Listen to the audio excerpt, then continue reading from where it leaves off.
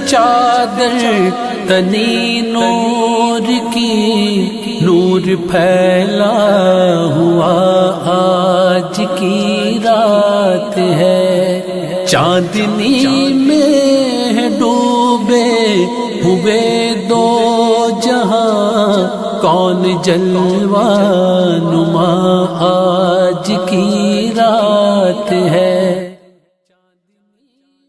अस्सलाम वालेकुम वरहमतुल्लाहि वबरकातुहू। जी नाज़रीन, आप देख रहे हैं इंडियन न्यूज़। मैं हूं आपका मेज़बान कारी उमर वकास। जैसा कि आप जानते हैं कि लॉकडाउन की वजह से मुल्क भर में नहीं बल्कि दुनिया भर में आम आदमी से लेकर ख़ास आदमी तक सब मुतासिर हुए और सभी परेशान दिखाई दिए।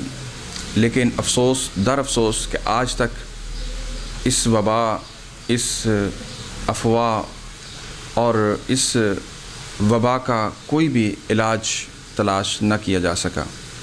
लेकिन हुकूमत ने बहुत बड़ा दावा किया कि इससे डरना नहीं, लेकिन उसके अल्टीमेट ख़ुद ही लोगों के अंदर खौफ और हरास पैदा कर दिया।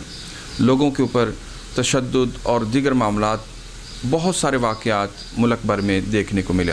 लेकिन आइए बिला तमहीद आज हम पसरूर सिटी के अंदर मौजूद हैं। मेरे साथ इस वक्त صرافہ एसोसिएशन के प्रेसिडेंट सेठ तारिक मौजूद हैं। आइए हम उनसे जानते हैं कि आम आदमी से लेकर जो ताजर बरादरी के मसाइल हैं वो किस हद तक जो है वो बड़े हैं और उनको किन मुश्किलात का सामना है। अस्सलाम वालेकुम। बिस्मिल्लाहिर्रहमानिर्रहीम। सदर सराफा एसोसीएशन तारक महमूद। मैं शुक्रिया वा अपने मीडिया वाले भाइयों का जिन्होंने टाइम दिता, साड़ी आवाज़ ऊपर तक पहुँचाने की इन्होंने कोशिश की। वेलकम कहना मैं इन्हों। जैसा कि ये दसन की तो एडी जरूरत नहीं हैगी, सारे लोगों को इस गल का पता है कि असी दरम्याने तबके के लोग हाँ। साडा यही तरीका एक जरिया माश है कि कारोबार किया, दिहाड़ी दप्पे किए तो अपना निज़ाम जोड़ा ना घर का चलाया। बहुत ज़्यादा लोग ऐसे ने जोड़े सफैदपुश होंगे ने, वेखण बड़े अमीर या ये वो लगते हैं, लेकिन वो अंदरों कुछ गल कुछ होर होंगी, उन्होंने सफैदपुशी होंगी है। यह जोड़े हालात पैदा हुए ना, मैं समझना कि जोड़े सफैदपोश लोग ने ना वो नंगा होने वाली गल हो गई है। एक तो शर्म महसूस करते हैं, किसी अगे तली नहीं करना चाहते, वो अल्लाह ते भरोसा रखते हैं, अल्लाह ते तमाद रखते हैं कि अल्लाह ही साढ़े मामले हल करेगा। दूसरा अपनी इस गल में बड़ा बिस्ती ते इंसल्ट समझते हैं कि असी किसी अगे हथ करिए कि साड़ी यह ज़रूरत है ये वो। यह हालात ऐसे ज़बरदस्त पैदा किए ने, अल्लाह वालों ही समझ लो कि साढ़े ते सख्ती है। अल्लाह साढ़े नाल डाढा नाराज़ ने। अल्लाह नूं राज़ी करन दा इक्को ही तरीका है, अल्लाह को इस्तगफार किया जाए, अपने गुनाहां दी माफ़ी मंगी जाए।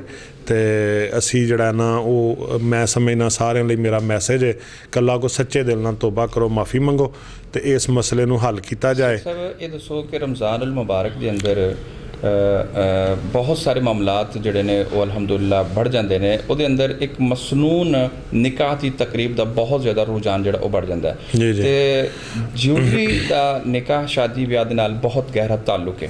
की समझते हो तुसीं कि उहदे उपर बहुत ज़्यादा अफेक्ट है, क्योंकि शादी ब्याह ते पाबंदी, मैरिज हाल सब कुछ लॉकडाउन है, तो कारोबार किस हद तक जो मुतासर है? मैं समझना कि सारे 10% भी नहीं कारोबार रह गए, ना दे हद तक कारोबार ने, कारोबार बिल्कुल बहुत ज़्यादा डिस्टर्ब हो गए हैं। एक तो साडा डॉलर जोड़ा वो बहुत ज़्यादा महंगा होने की वजह नाल सोने की कीमत बहुत ज़्यादा है। साढ़े लोगों की कुवत बर्दाश्त नहीं, इन्नी कुवत इन्नी ताकत नहीं को सोना इन्हों खरीद सकन, उन्होंने अप्रोच तो ज़्यादा हो गया है। दूसरा साड़ी पसमानदा तहसील है, तहसील पसरूर। इत्थे कोई एड्डी वड्डी फैक्ट्री, कोई मिल्लां, कोई ये वो नहीं हैगा। इत्थे बिल्कुल जोड़ा ना लोग दरम्याने तबके के माड़े लोग ने, कुछ ज़रायत ते गुजारा करते हैं, कुछ दिहाड़ी दपाई है वो, कुछ सियालकोट जाके मजदूरी वगैरह, वो सारियां फैक्ट्रियां सियालकोट वालियां बंद ने। सारे लोगों को जोड़ा ना बड़ा डिस्टर्ब हुए ने। उहदी वजह नाल मैं समझना कि लोग आर्टिफिशियल वाल थोड़ा जिहा रुझान करके अपना टाइम जोड़ा ना शौक भी पूरा कर लेंदे ने ते निज़ाम भी चला लेंदे ने। ये दसो कि जिहड़े ताजर बरादरी है, सराफा एसोसीएशन या दीगर अंजुमन ताजरान है, बहुत सारे दुकानदार ऐसे ने जिहड़े रेंट के उपर मौजूद ने। और जो दुकाना लॉकडाउन की वजह नाल बंद ने, मतलब तो वो किवें उन्हां दा गुजारा जिहड़ा वो चल रहा? यकीन करो कि तरस हुंदा है बाज़ दुकानदारां ते। कोई भी सऊदीया सैटल सी, वो वापस आया उत्थों के हालात खराब होने नाल, कोई या मुलाजम में उन्होंने रिटायरमेंट मिली है तो पहला टारगेट साढ़े लोगों की सोच ही इत्थों तक होंदी है कि असी कोई दुकान कर लाँगे, छोटा कारोबार कर लाँगे तो असी अपना जोड़ा ना घर का निज़ाम पे चलावांगे। एक दुकानदार 25,000 रुपया किराया देंदा दुकान का, वह कोई 2-4 हज़ार रुपया महीने का बिल आउंदा है। उन्हें एक अगर बंदा ना रखा तो वही तनख्वाह पा ला के 50-60 हज़ार रुपये एक महीने का खर्चे, फिर इस तो एक्स्ट्रा जो कमाएगा उन्हें अपने घर बच्चों लिए लैके जाना है। तो मैं नहीं समझदा कि 2-2.5 महीने हो गए ने दुकानां बंद ने, उन्होंने किराए भी उन्होंने घर के मामलात भी इन्ने ज़्यादा लोग डिस्टर्ब ने। फिर वेखो ना खास त्यौहार आंदा पिया ईद वाला, इस ईद ते लोग जिहड़ा ना अपने बच्चों की शापिंग शादी दी ये वो कपड़ा ये वो जुत्ती जो भी खरीदना होंदा ना ज़्यादा हुंदा है, वो लोग लालच करते हैं कि असीं थोड़ा जिहा ना अपना कस्टमरां नूं अंदर करके शटर नीचे करके ते असीं जिहड़ा ना अपना चलो बच्चों की रोटी रोज़ी जिहड़ी लालच ही है ना जी। ਉਹਦੇ ਤੇ मैं बड़ा अफसोस होया कि कल जिहड़ा बाज़ार च मामला होया ना परसों तो बिल्कुल अचानक आके 1:30 बजे उन्होंने दुकानां बंद करवा दित्तियां हो गई। कल अगर कोई चंद कारोबारी लोग इस तरह करते सन पे मैं समझना कि उन्होंने वार्निंग दी जानी चाहिए सी। वार्निंग तो बाद अगर वो इन्हां दी गल ते नहीं एग्री हुंदे, नहीं मुतमिन हुंदे या नहीं इन्हां दी गल नूं मनदे, फिर उन्हां ते FIR दित्तियां जांदियां, जुर्माने कीतियां जांदियां। मैं बिल्कुल जी असीं 2-3 दफ़ा अज भी असीं गए सां कि AC साहब नूं मिलने आ, डिप्टी साहब नूं मिलने आ, लेकिन उस हल कह लो कि साडी बदकिस्मती को सियालकोट को उन्हां दी मीटिंग सीसी नहीं उत्थे चले गए ने, सानूं उन्हां इग्नोर कीता। लेकिन मैं ये समझना वा कि हर बंदा एक मजदूर माड़े तो माड़ा बंदा भी वो भी चाहता है मैनूं कोई रिस्पैक्ट दे, मेरी कोई इज्जत करे, किसी की तजलील करन दा इंतजामिया नूं कोई हक नहीं। मैं इसदी बहुत जोर मजम्मत करना वा कि कल आके जिस तरह के एक प्यो पुत्तर अगर दुकान च काम करते हैं तो बेटे के सामने प्यो नूं थप्पड़ मारे गए ने, प्यो के सामने बेटे नूं थप्पड़ मारे गए ने। जुर्म की कोई पाउडर नहीं वेचदा पिया, कोई नशा नहीं वेचदा पिया, जुर्म इन्ना कोई वो सिर्फ अपने बच्चों की रोटी कमांदा पिया, मेहनत मजदूरी करदा पिया। उन्होंने वार्निंग दी जाती है, अगर नहीं मुड़ते उन्होंने जुर्माना करो, उन्होंने ते FIR दो, असीं बिल्कुल तुहाडे नाल हां, हर तरीके नाल कापरेट करने लई इंतजामिया नाल तैयार हां।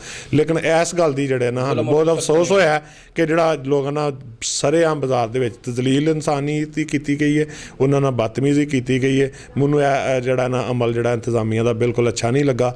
हाँ असीं हर तरीके नाल इंतजामिया नाल कापरेट करने लई तैयार हां, बजाए दे कि लोकां नूं मारिया जाए।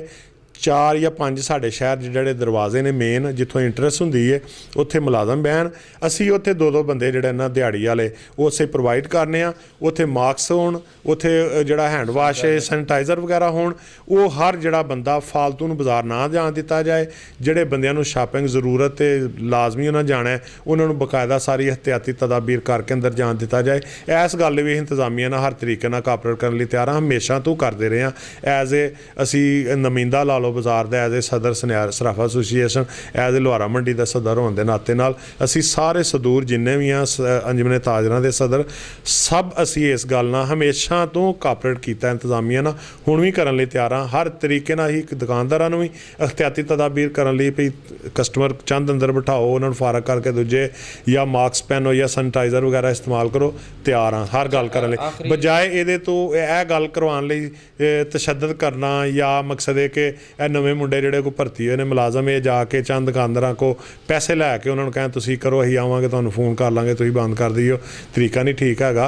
हर एक ना ये आप बड़ी बात कह रहे हैं हाँ जी इंतजामिया के ऊपर, हाँ बिल्कुल यस हर किसी नाल जिहड़ा ना एक जैसा सलूक करना चाहिए, यकसा सलूक होना चाहिए, यह तरीका नहीं ठीक हैगा।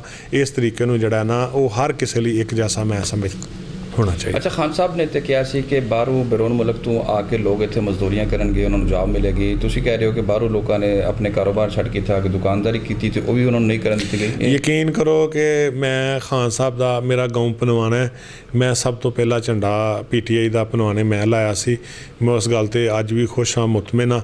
मैं समझना कि खान साहब अच्छे इकदाम करना चाहते हैं, कर भी रहे हैं, लेकिन जिहड़ा ना टीम जिहड़ी है ना वो उन्होंने डिस्टर्ब करती है या उन्होंने सही कापड़ नहीं करती या सही थले कला बंदा कोई भी अपना एक घर नहीं बदल सकता, कला बंदा अपने घर नूं नहीं एडी छेती बदल सकता। मैं समझना मुल्क नूं बदलना जरा मुश्किल हुंदा है, उन्हां दा इन्ना इस मामले च फील्ड भी नहीं है, एक्सपीरियंस भी नहीं हैगा, लेकिन उन्हां दी नीयत सोच ते मैनूं अज भी इतमाद है, भरोसा है, मैं अजे भी उम्मीद ला के बैठा कि साडा मुल्क बेहतर होएगा।